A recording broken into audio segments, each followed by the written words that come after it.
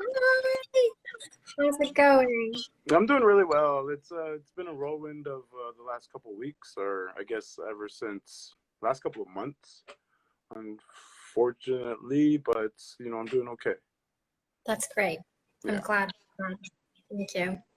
I'm going to try my best. I've practiced.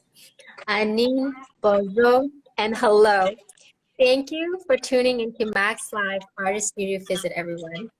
I'm so excited, so honored to introduce you to Nyle Miigizi Johnston.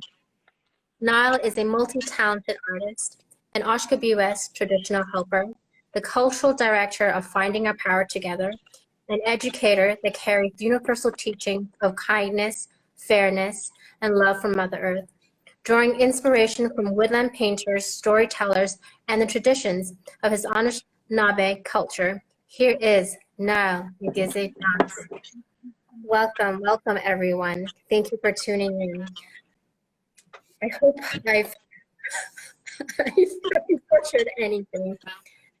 And welcome everyone. This is a safe space. We are going to chill out, take our time, and get to know Nyle. And yeah, please introduce yourself. Tell That's us kind of who you complicated because I'm still getting to know myself. No, I'm just joking. I love the jokes. I love to play.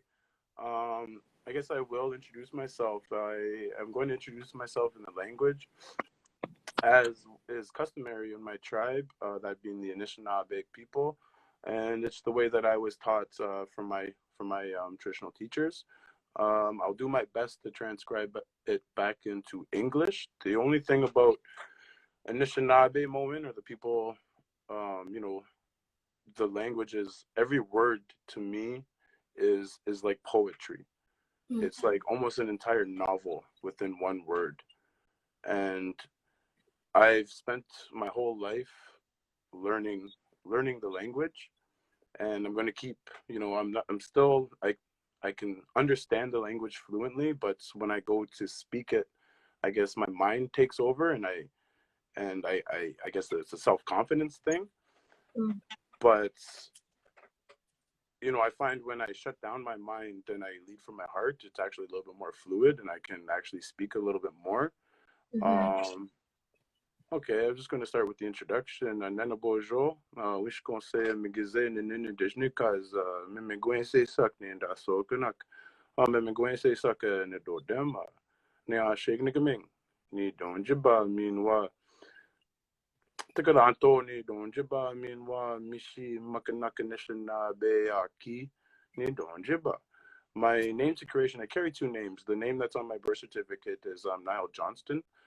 Johnston is the last name that came to us, I guess, to my great grandparents in the Spanish residential school. Our traditional last name before the schools was actually Najuan. I also carry another name that's very special to me, and that's the name of my spirit. That is Whistling White-Headed Eagle. I go by Miigizi for short.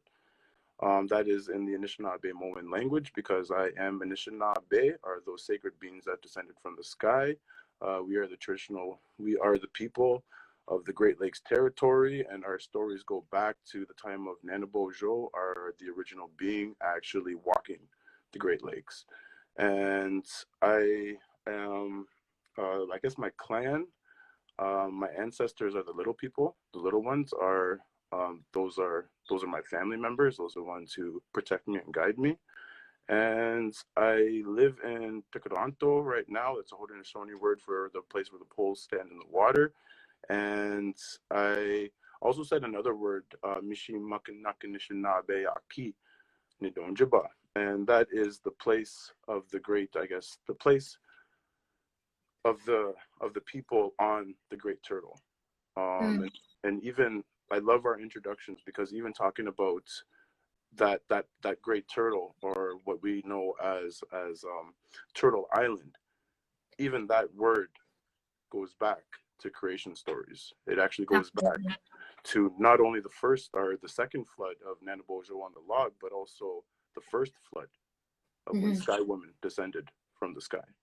Mhm. And I am I guess there's many roles I carry within the community. I'm an Ashkabewis, an Ashkabewis, also known as a traditional apprentice. I've been apprenticing with the ceremony community since I was really young. It's a really big privilege. I understand this because I know that there's a lot of people in our community through colonization and through the residential school legacy and through the day school legacy that didn't have the opportunity to learn these stories and these teachings. And for some reason, I don't know why, I'm not here to question it, but I've had amazing teachers put into my path at particular times in my own journey when I needed them most. And it's such an honor to be able to be here even today and share just a little bit of what I know and what I was taught with the people out in algorithm world here in this amazing new medium of communication. Absolutely. I have to state a little bit about who my teachers are, as is customary. I guess in a Western pedagogy of education, it would be like citation and how important citing is. I love how we do this within our introductions and when we're teaching, because it reminds me of citation. And a lot of the stories and the teachings that were passed to me come from my great grandmother, Verna Johnston, or Verna Johnston.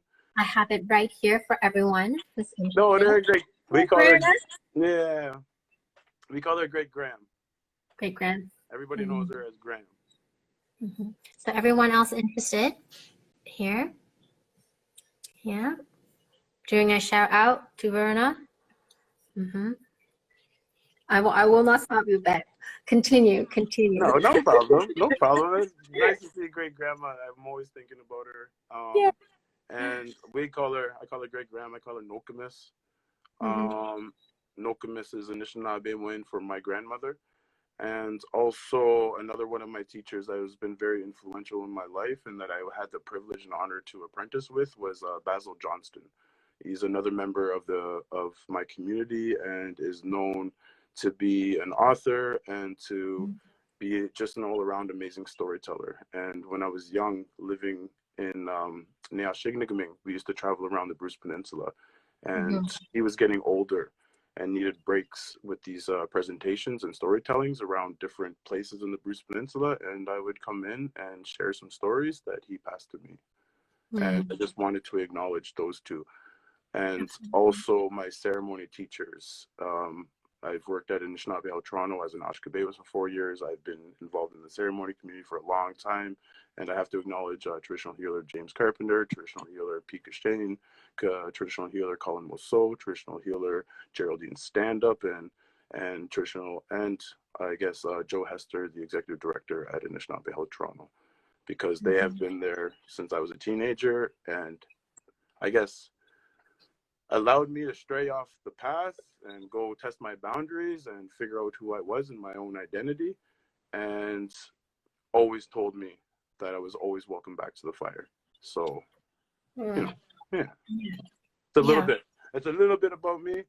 Roles, I guess, Shkabewa, storyteller, mural artist. I'm what's considered a hybrid artist. I figure out a medium and I weave it until I understand it, I practice it, I love it, until I'm able to weave something that is somewhat like a vision that I might be having. Absolutely. And I have samples. I have so speaking of which, with your, background and experience as an Ashkabewish and having that experience to tell stories, you weave your artwork into it. And I'm going to turn my screen around so everyone can see. This is a gorgeous, beautiful box created by Mural. I'm just going to make sure my volume is down. Please make sure to go see this. This is at Port Credit. Yeah, Port Credit. And it is by the skate park right there. And this box has so much symbolism with Egyptian I think you mentioned it to me, but I could be wrong. Egyptian pictographs, creation stories. And if anyone else is interested, I will provide the link below because this piece is stunning. There is the magician,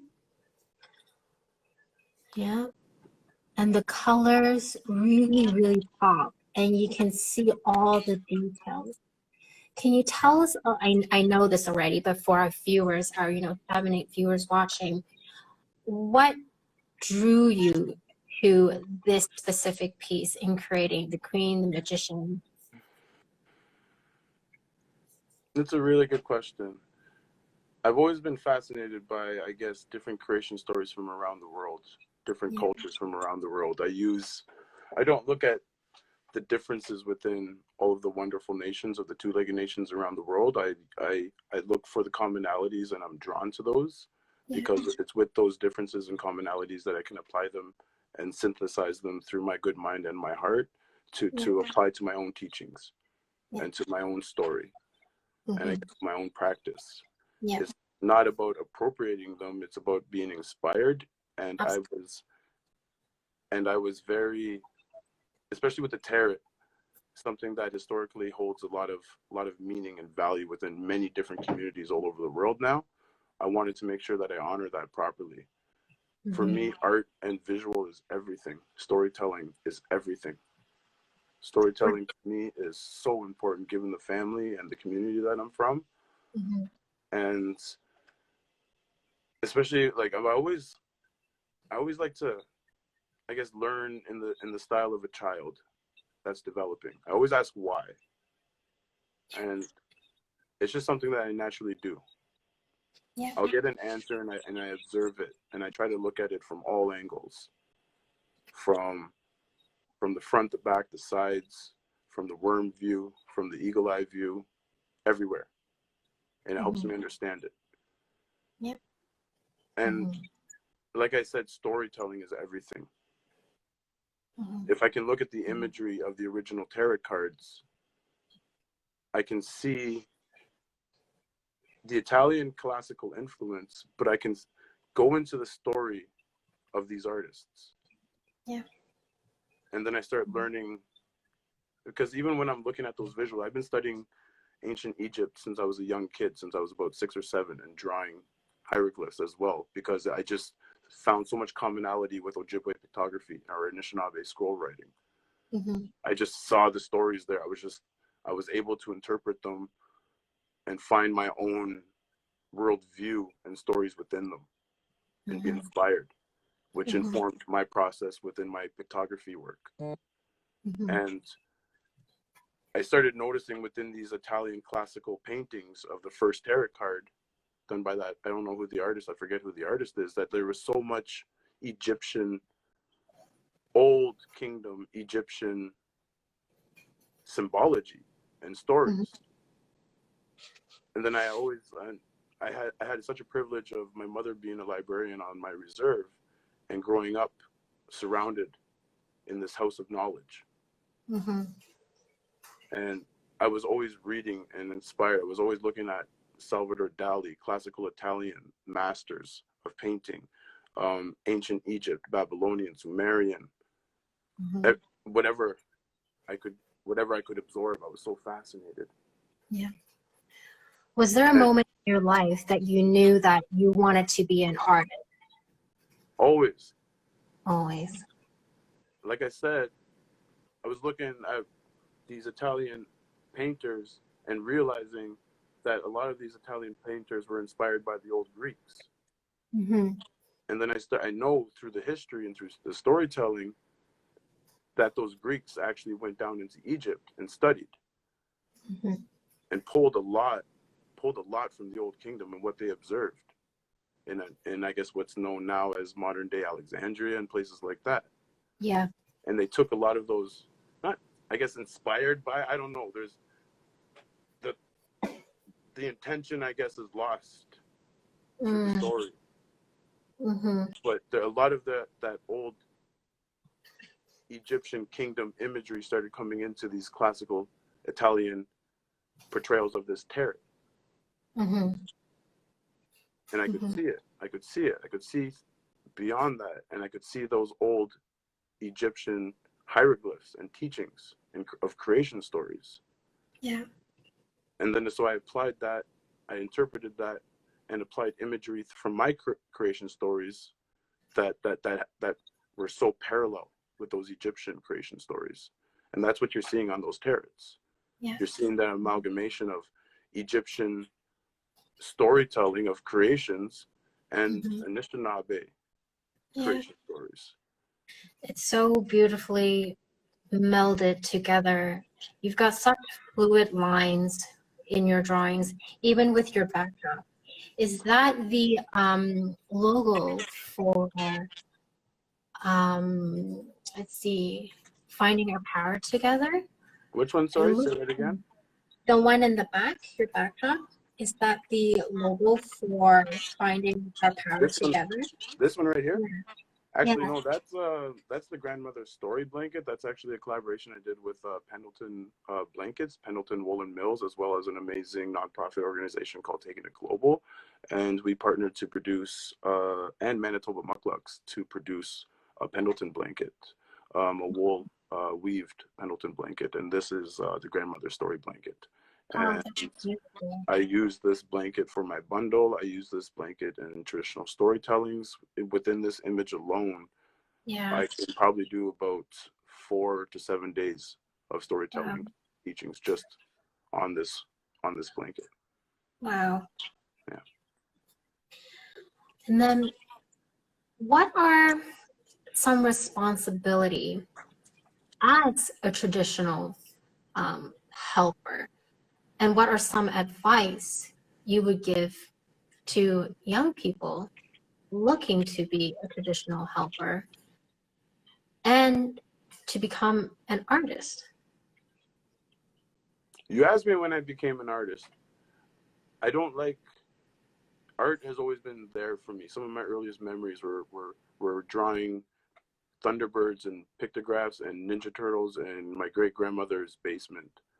You know, my ancestors, my uncles and my aunties, the ones that have gone into spirit world now, way too young, would tell stories of when I was on the shore of Neashignigbing, basically carving images into rocks. Because we have these beautiful stones there, these old stones. And it's just something that's always been there for me. Yeah. It's something that I see, that I dream, that I constantly, I don't get lost in it. I understand that I have to enjoy this life, but I just believe in the power of the imagery and of the stories and of the language and of all these wonderful, amazing things that our ancestors put into place because they knew that we were going to go through times like this. Yeah. And I utilize it. We want to talk about art as intervention, art as suicide intervention, art as everything. Art is everything to me. And to anybody that wants to learn on that path of learning, I always say, I get criticized in the traditional community sometimes because I'm too open. And that's just the way I was taught. To anybody out there that wants to go on that path of learning, it's your right. Who am I to tell you no? Who am I to dictate your connection with Gijin Manato, the creator of all things, that divine creative intelligence? I don't have that right. That's not respectful. That's not truthful. That's not showing love. That's not showing courage. That's not showing honesty. That's not showing truth. That's not showing humility. I can't. I used to get gatekept a lot in my own journey, and I'm not passing that on. I got confused a lot in my own journey. I'm not passing confusion. I love that. I love that. Don't apologize for anything. Go do it, explore, and enjoy that journey because it's true. It is very true. And the minute you start putting even dialogues or scenario or language, they might interpret it the wrong way. The best thing to do is feel the energy around you, take it in, and like really enjoy and listen to yourself, right? I would say listening is so important. And that's one thing I learned from you as we were, talking back and forth. Yeah. The importance of being patient and listening to that inner voice around you and being open to the universe, because things may come at you at negative light speed and things will come at you at positive light speed. But all you got to do is take it in and, like you said, and view it at different perspective, like from the worm perspective and from the ego perspective. So I learned that from you. And I want you to know that during our short conversation back and forth, you can just feel it. And I urge, people watching to like go out there and see Nyle's artwork, because you can feel that energy. It really, really just exudes it. I mean, Yeah. that's Yeah. truth. That's truth. That's when I always say everything that I approach, any project or any art medium that I approach, it's heart work. It has to come from my heart. Mm-hmm. It has to be the synthesization of my ego and my spirit. Mm-hmm. And that's what you see when I go onto a canvas, to a wall, to an algorithm, to a teaching, to a storytelling, to picking medicines, to setting up lodges, anything. I gotta lead with my heart, especially being an ego. Ego carries the teaching of love. I have to put that love in that. I have to put that big heart in there. Or I'm just not being true to myself and I'll get sick, and I've been down that road. And I'm not going back there. I think some of our viewers would be really interested in your process. Obviously, different artists have different, practices. Do you start with a sketch, a plan, or it comes to you like free flow? It comes to me free flow. I find when I try to sketch, my mind takes over, and I'm just, the entire time that I'm trying to create an image, I'm just battling this expectation that I put on myself needlessly. You got to go back to pens and pencils. I'm always told, keep it simple, pens and pencils. Going live, sometimes it does, fall out here and there. Yeah, no, definitely. And especially around the season when there's all of that we call it the time of the Thunderbirds around the Great Lakes, and there's all that electricity that's affecting all of those binary codes and algorithms that are floating around us. So. Oh wow, I never thought of it that way. I love that. It's everything is poetry. Man, it's so sweet. I love it. It's a beautiful thing. I've been following your projects. Recently you've done this beautiful wrap on the shovel. I'm trying to pick that up. I think I will turn. It wasn't a wrap. It was acrylic and oils on the shovel. Oh damn! That was done by hand. Let me pull that up. I really want the viewers to see this. I am typing with one hand. Bear with me, everyone. I'm so sorry. If there's anyone in the comment section that wants to, ask Nyle a question, please do while I dig up this awesome article. Well, that was in the Toronto Star. That was the groundbreaking for the new Anishinaabe Health and Indigenous Hub that's going to be built. Finding our power together. Can you tell us more about that? It was an initiative started up in Nipponomic First Nations. It's a remote flying community about 300 kilometers north, or between 200 and 300 kilometers northeast of Thunder Bay, Ontario. And it was a youth council that gathered and were sick of watching their young community members and peers journey to, the afterworld too early. And they partnered with what is now known as X University. And my partner, Nicole Inez Nash, she was one of the people that went up there to help that youth council. And through many years of working with that community, that youth council decided that they wanted to become a bigger entity and organization. So my partner now, she is Oji Cree. Her family is from Constance Lake First Nations. She is now the co-founder and is also the director of the organization. We are a national nonprofit charity that you said our primary focus is Indigenous youth suicide prevention and preventable death through a combination of Western and Indigenous methodologies of looking at spiritual and mental health. And I am the cultural director, and I oversee all of the cultural components, as well as a content creator, as well as many different roles. An artist, I also collaborated with one of the young artists up in Nibinabik. They gave me a drawing, and I actually drew the, they gave me ideas, and I drew the logo, the current logo that you see that we use for the organization. Yes, which is right here, guys. Yes. It's in the back. It's beautiful. And then you can, yeah. I like take a minute to navigate the website, because we've been working very hard, especially since with COVID. You still here, Seven. Hello, Fel. Hello, in digital. I was just saying to in digital that I really love the filter on Instagram that you guys been collaborating. It's super cool. I wonder if I could use that filter right now. Let me try to find it, because I'm on the work one. No, I'm a lemon now. Sorry. Oh, you're a lemon. I'm a lemon. Did you do that? You crazy Anishinaabe. Thank you enough for, you know, like coming on and speaking to us. It is an honor. I can't wait for like future collaborations. I'm still working on the collab. I still remember. It is not on hold. I promise. I promise. Yeah, it is not on hold. I work fast. I know. You I do. work fast, but I work intentionally and heartfelt. Mm-hmm. And just to let you know, each one of those tarot cards took about a year to paint.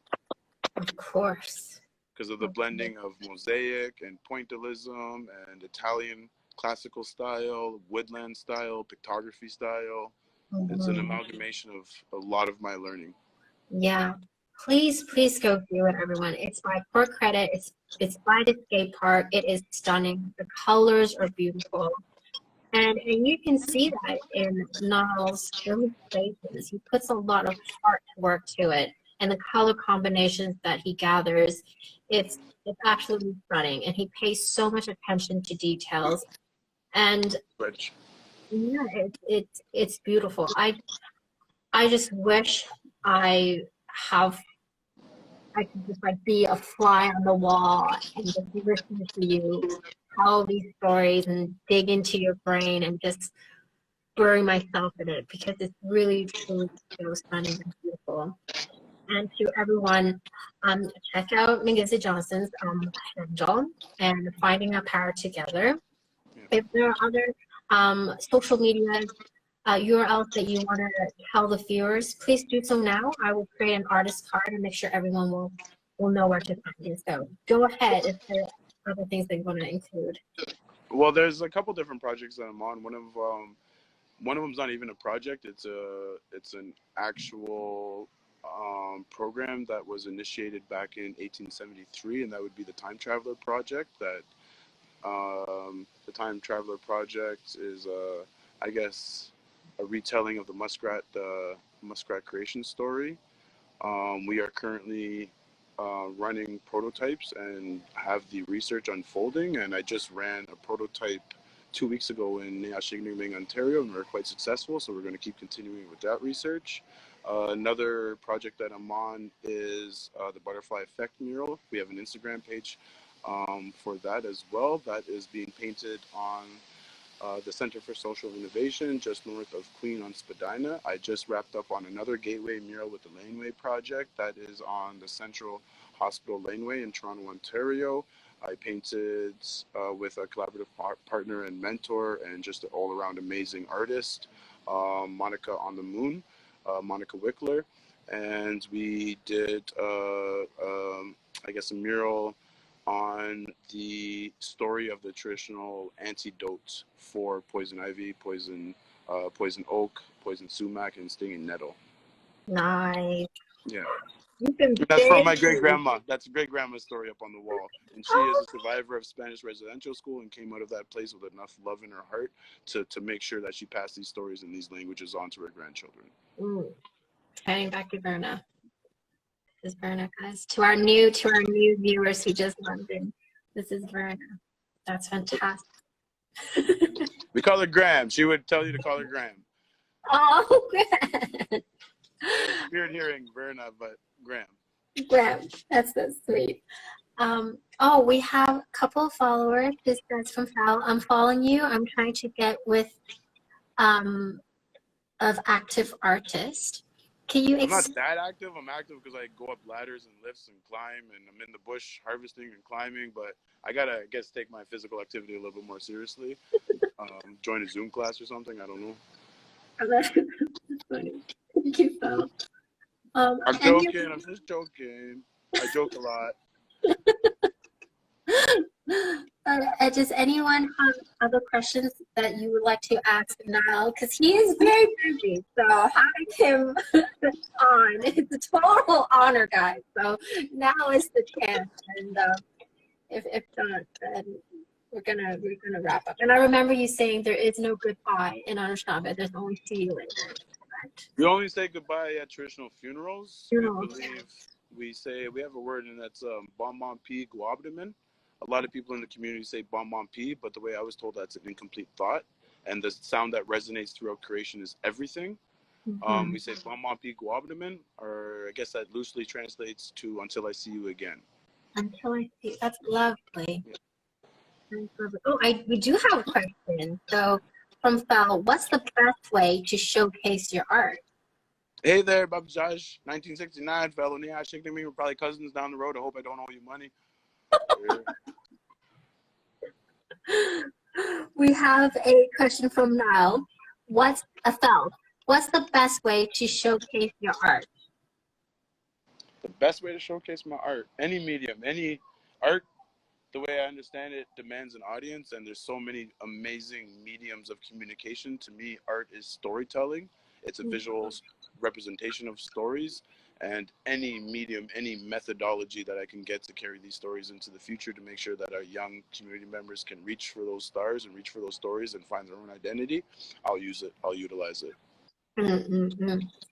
And then also, and just getting to be more involved in the art community. Do you mean how to get involved in the art community? Yeah, just to be more involved in the art community, just get out there, get into the community. I know it's COVID right now. It's a time of a great sickness. This sickness has been told in stories in the Anishinaabe for a long time, but once that sickness is over, and we approach that new norm, get out there and really just be confident in yourself and your gift and practice your gift every day. Because just like ceremony and just like anything else, it's going to meet you halfway. You have to put in that work. We have another question by Kuya. Favorite books for the younger generation? And Celeste's brother. My favorite books, honestly, are I Am Nokomis 2 by my great-grandmother, and all the wonderful books by that Basil Johnston left for the people and for the global population as well. And for that, I will show you this. Kuya, if you want to look more into it. And any other books? I don't know. Old Kingdom creation stories from Egypt. Look at Babylonian, Sumerian culture. Look at what the amazing dynasties and cultures were doing in continental Asia. It's just, I find value in everybody's story. For sure. All right. This is all the time we have, guys. We spent 48 minutes. We can go on forever if you like. It has been. Oh yes, Alchemist is an amazing book. We still have so many viewers coming in. make sure to check out the link. I'm going to provide the link, and it's going to go up very soon. So if you join that, you will get newsletters. Please check out Nile's amazing work. And see everyone soon. I can't thank you enough. This has been such a pleasure. It's been an honor. I love your work. I'm a huge fan. Before I even like approached you for like a collaboration, I was like panicking. I was like, should I ask him to collaborate because he's really, really good, and I'm so scared. But then your energy just transcends it, and it's just so heartwarming. So thank you, thank you, Okay, thank you. great. Thank you.